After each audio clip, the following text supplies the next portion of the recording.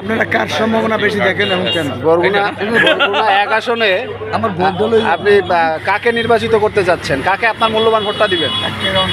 জনাব জননেতা নজরুল ইসলাম মোল্লা, তাকে ধানের শীষে ভোট দিয়ে আমরা 12 তারিখে দেখিয়ে দেবে এবং ইনশাআল্লাহ। জয়যুক্ত করব জাহিদ ভাই, ইনশাআল্লাহ।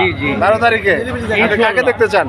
একজন পরীক্ষিত নেতা ধানের শীষের কাণ্ডারি, ইনশাআল্লাহ সে ইনশাআল্লাহ হবে ধানের শীষের বিজয়। আমাদের মাসুবুল্লাহ সাহেব হলো যে আপনার জানেন তিনি একজন ব্যাংকার। আমি তার কাছে প্রশ্ন রাখছি, 12 তারিখে আপনার ভোটটি আপনি কোথায় দিতে যাচ্ছেন?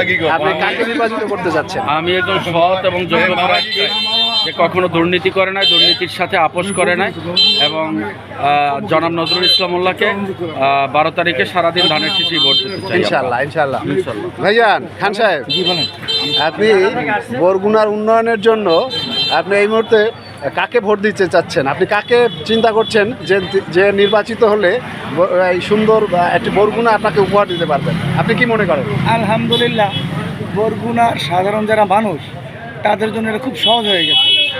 শুধুমাত্র ক্যান্ডিডেট নির্বাচনের ক্ষেত্রে একজন নজরুল মোল্লার সামনে যে সেকেন্ড পর্যায়ে আছে, সে অনেক অনেক অনেক মানে 99% পিছনে, শুধু তার ব্যক্তিগত ইমেজের জন্য, সততার জন্য, রাজনৈতিক প্রজ্ঞার জন্য, তার শিষ্টাচার ভদ্র সমস্ত কিছুর জন্য বরগুনার মানুষ শুধু ব্যক্তি নজরুল মোল্লাকে ভোট দিয়ে বিপুল ভোটে জয়যুক্ত করবে। কারণ তার যে অভিজ্ঞতা রাজনীতিতে, বিশেষ করে একটা মানুষ যখন গ্রামে 18 বছর কন্টিনিউ করে চেয়ারম্যান, সেখান থেকে বোঝা যায় তার সততা সম্পর্কে এবং তার বিচার সম্পর্কে।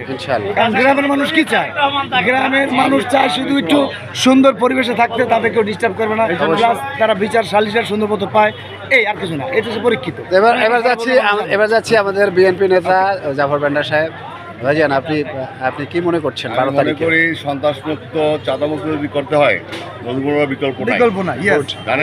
এটা একটা গুরুত্বপূর্ণ কথা বলেছেন। আমরা এ যাবৎকালে আমাদের বয়স 54-55, আমরা 5-7 জন আমরা এমপি দেখেছি বা সবাইকে দেখেছি, আওয়ামী লীগ বিএনপি সবাইকে দেখি, কিন্তু এরকম একটা যোগ্যতা যার নেতৃত্বে সৎ দিয়ে গড়া, সে চায় বরগুনার উন্নয়ন।